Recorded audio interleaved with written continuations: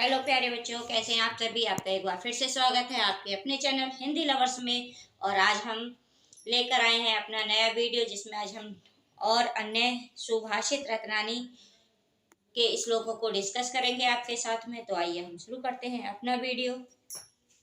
सुभाषित रत्नानी हमने पहले भाग में हमने इसमें पढ़ा था।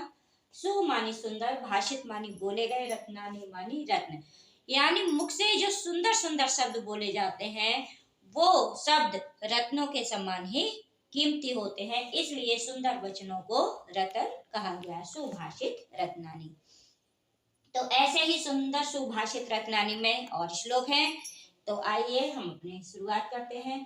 विद्या विवादाय धनम मदाय शक्ति परेशान परिपीड़ाय खलस्य साधो विपरीत में चित्त ज्ञानाय दानाय च रक्षणाय। तो इस श्लोक में दो व्यक्तियों की बात कही गई है।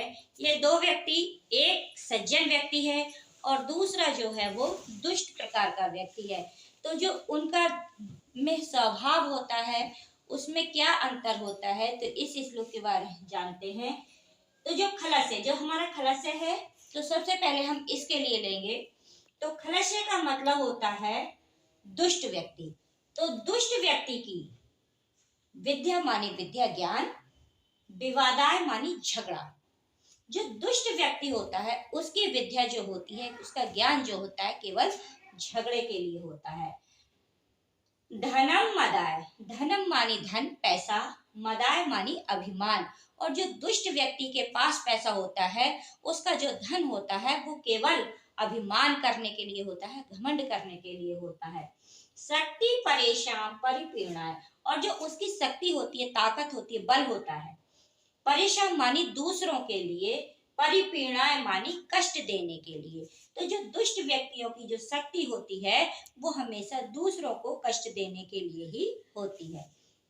साधो, अब यहाँ यही शब्द जो है साधु सज्जन व्यक्ति के लिए, साधु मानी सज्जन, विद्या विपरीतम मानी विपरीत।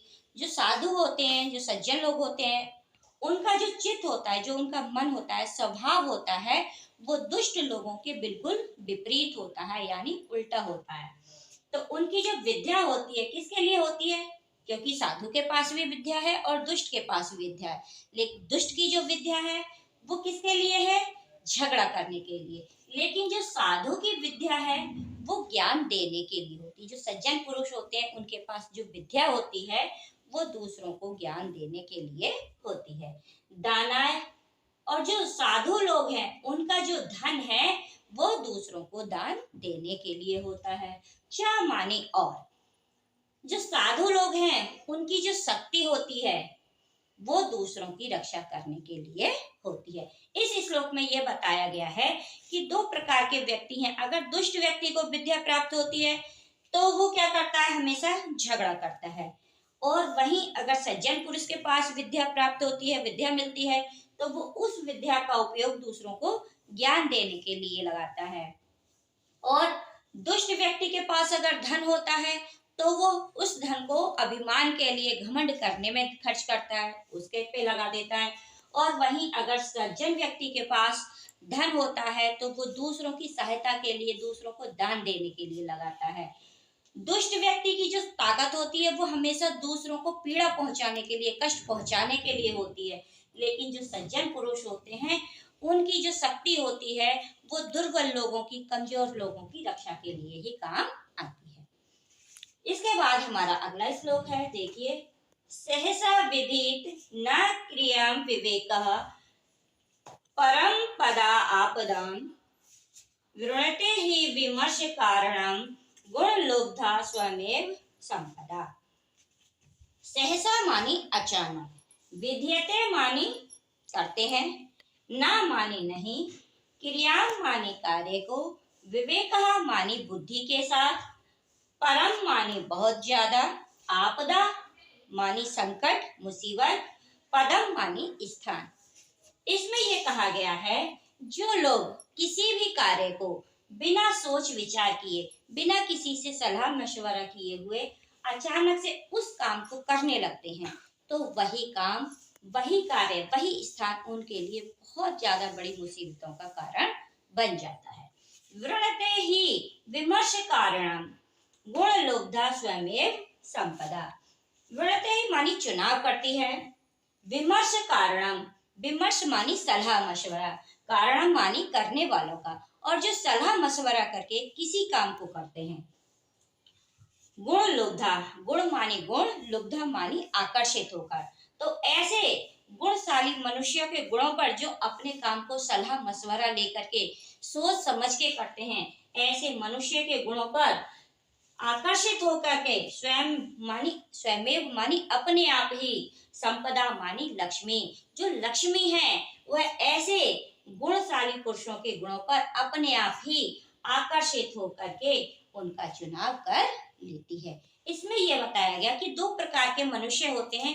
एक वो मनुष्य होते हैं जो किसी से किसी भी काम का सलाह नहीं लेते हैं, ना अपनी बुद्धि का इस्तेमाल करते हैं, और अचानक से कहीं से सुन के आते हैं और उस काम को बिना सोचे समझे ही उस काम को करते हैं। तो वो उनका जो कार्य है, उनके द्वारा जो किया गया काम है, वो उनके लिए बहुत ज्यादा संकटों का, मुसीबतों का स्थान बन जाता है। और दूसरे वो मनुष्य होते हैं जो किसी काम को करने से पहले उस पे अपनी बुद्धि का प्रयोग करते हैं, उस पे विचार करते हैं और दूसरों से सलाह मशवरा करते हैं, तब उस काम को करते हैं।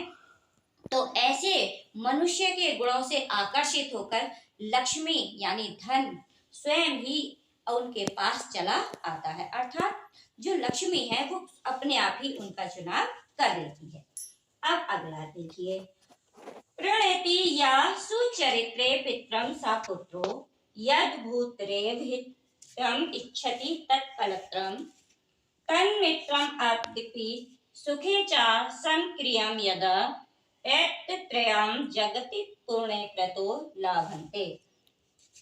प्रणेति मानी निभाता है या करता है, या मानी जो सुचरित्रे अच्छे चरित्र के द्वारा, पितरम माने पिता को, सा माने वही, पुत्रो माने पुत्र है, जो अपने पिता को अच्छे चरित्र से प्रसन्न रखता है, खुश रखता है, वही पुत्र है।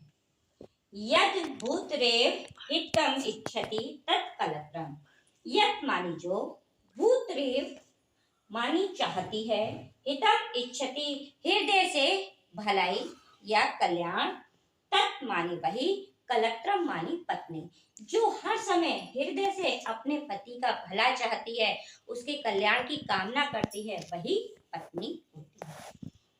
तन्मित्रमपि सुखे च संक्रियम यदा, तन्मित्रम वही मित्र है जो सुख और दुख दोनों ही स्थितियों में समान रूप से व्यवहार करता है।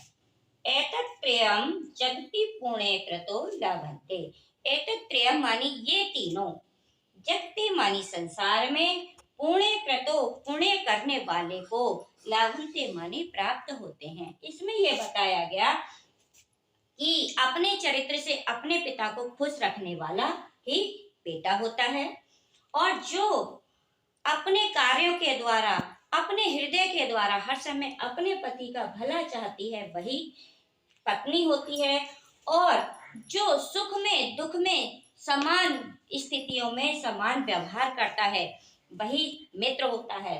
इस संसार में ये तीनों चीजें एक साथ पुण्यवान व्यक्तियों को ही प्राप्त होती हैं। निंदतु नीति निपुणा यदि वा इष्टवन्तु लक्ष्मी समावेशतु समाविष्टु गच्छतु वा यथेष्टम अधैव वा मरणम अस्तु युगान्तरे वा न्यायात् पथा प्रवचलन्ति यदम न्याधीरः।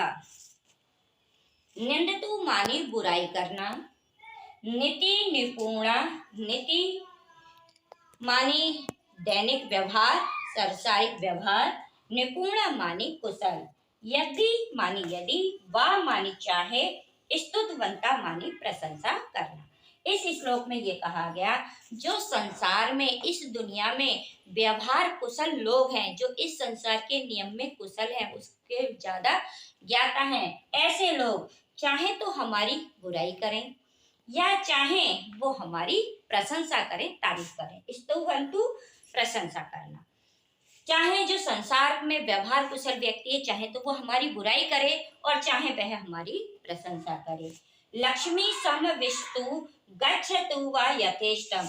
लक्ष्मी मानी धन, सम विष्टु मानी आ जाए, गच्छतु व यथेष्टम, गच्छतु मानी चला जाए, व मानी चाहे, यथेष्टम मानी उसी प्रकार से।